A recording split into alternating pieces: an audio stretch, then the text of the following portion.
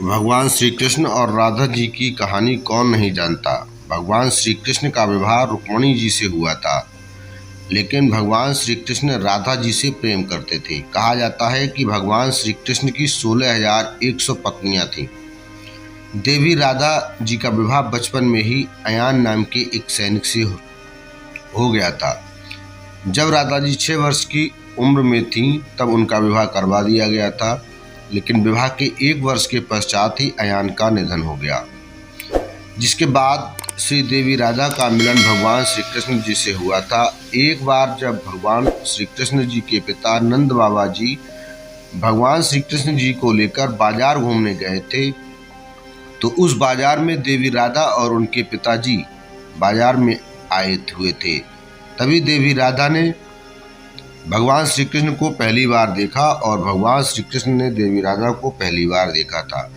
अपने पहले ही मिलन में भगवान श्री कृष्ण और देवी राधा को एक दूसरे से बहुत प्रेम हो गया। ऐसा कहा जाता है कि पिछले जन्म में भगवान श्री कृष्ण और देवी राधा जी ने पहले ही ये तय कर लिया था कि हम दोनों इसी स्थान पर मिलेंगे। जब भगवान श्री कृष्ण जी वृंदावन में बांसुरी बजाया करते थे, तब बांसुरी की धुन सुनकर सभी गोपियां उनके पास आ जाया करती थी।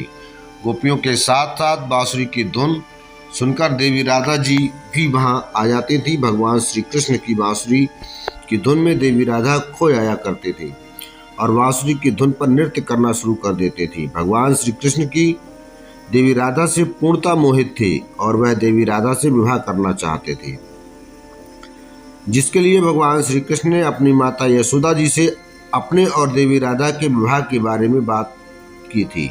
और भगवान श्री कृष्ण की माता यशोदा ने कहा था कि मैं राधा से विवाह करना चाहता हूँ, जिसके बाद माता यशोदा ने देवी राधा से विवाह करने के लिए भगवान श्री कृष्ण को मना कर दिया था और उनसे कहा था कि तुम्हारा विवाह राधा से नहीं हो सकता, क्योंकि तेरी राधा तुझसे 6 साल बड़ी है और उनका विवाह पहले से हो चुका है।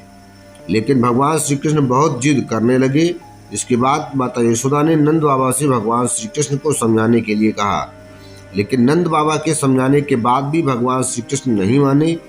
जिसके बाद ऋषि गर्ग ने भगवान श्री कृष्ण को समझाया कि आपका विवाह नहीं हो सकता, क्योंकि आपका जन्म किसी और कार्य के लिए हुआ है।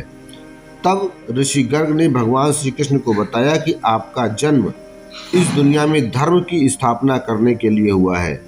लेकिन ऋषि गर्ग की बात भी भगवान श्री कृष्ण ने नहीं मानी और जिद करने लगे। तब ऋषि गर्ग ने भगवान श्री कृष्ण को बताया कि आपकी माता यशोदा आपके पिता नंद जी नहीं है, बल्कि आपकी माता देवकी और आपके पिता वासुदेव हैं, जो इस समय आपके मामा कंस के कारागार में बंद है।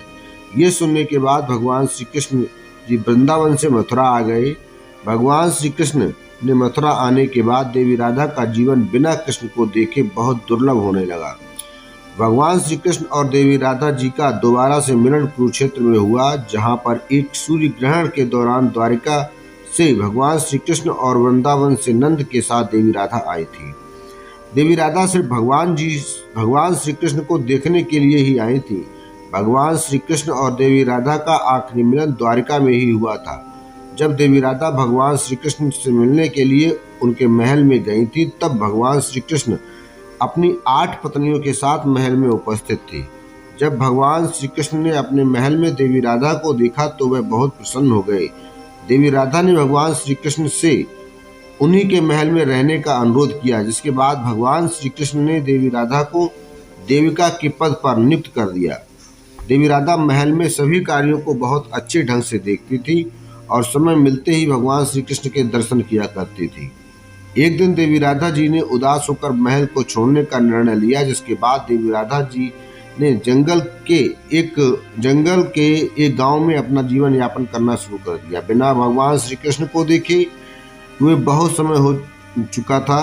देवी राधा भगवान श्री कृष्ण के वियोग में धीरे धीरे कमजोर पड़ने लगी थी, जिसके बाद देवी राधा जी के अंतिम समय पर भगवान श्री कृष्ण देवी राधा जी के पास गए और उन्हें देवी राधा जी से कुछ मांगने के लिए कहा, जिसके बाद देवी राधा जी ने भगवान श्री कृष्ण को मना कर दिया। लेकिन भगवान श्री कृष्ण ने के जोर देने पर देवी राधा ने भगवान श्री कृष्ण से कहा कि आप मुझे अपनी बांसुरी एक बार पुनः सुना दीजिए। इसके बाद भगवान श्री कृष्ण ने देवी राधा जी को एक दिन और रात बांसुरी सुनाना शुरू कर दिया, और बांसुरी की धुन सुनते ही एक दिन देवी राधा जी ने अपने देह को त्याग दिया। एक दिन भगवान श्री कृष्ण जब अपनी पत्नी विरजा के साथ घूमने निकले, तब देवी राधा वहां पर आ गईं और भगवान श्री कृष्ण को ना देखकर विरजा से क्रोधित हो गईं और वहां से चली गईं। लेकिन भगवान श्री कृष्ण जी के मित्र श्री दामा जी को देवी राधा का यह करना उचित नहीं लगा, जिसके लिए उन्होंने क्रोधित होकर देवी राधा जी को भला बुरा कहा, जिससे देवी राधा क्रोधित हो गईं और उन्होंने श्री दामा जी को श्राप दे दिया कि आप अगले जन्म में शंखचूर्ण नामक राक्षस बनोगे। जिसके बाद श्री दामा जी ने क्रोधित होकर देवी राधा को श्राप दिया कि वह 100 साल तक भगवान श्री कृष्ण के वियोग में रहेंगी। लेकिन भगवान श्री कृष्ण ने देवी राधा से कहा कि तुम्हारा जन्म मनुष्य रूप में होगा और तब मैं तुम्हारे साथ ही रहूंगा। उम्मीद करते हैं कि आपको ये कहानी रोचक लगी होगी। ऐसी ही रोचक कहानियों के लिए हमारे साथ जुड़े रहिए और हमारी कहानी को साझा कीजिए और हमारी हौसला अफजाई कीजिए। अगर कहानी अच्छी लगी हो तो वीडियो को लाइक और शेयर कीजिएगा और हमारे चैनल को सब्सक्राइब कीजिएगा। वीडियो देखने के लिए धन्यवाद।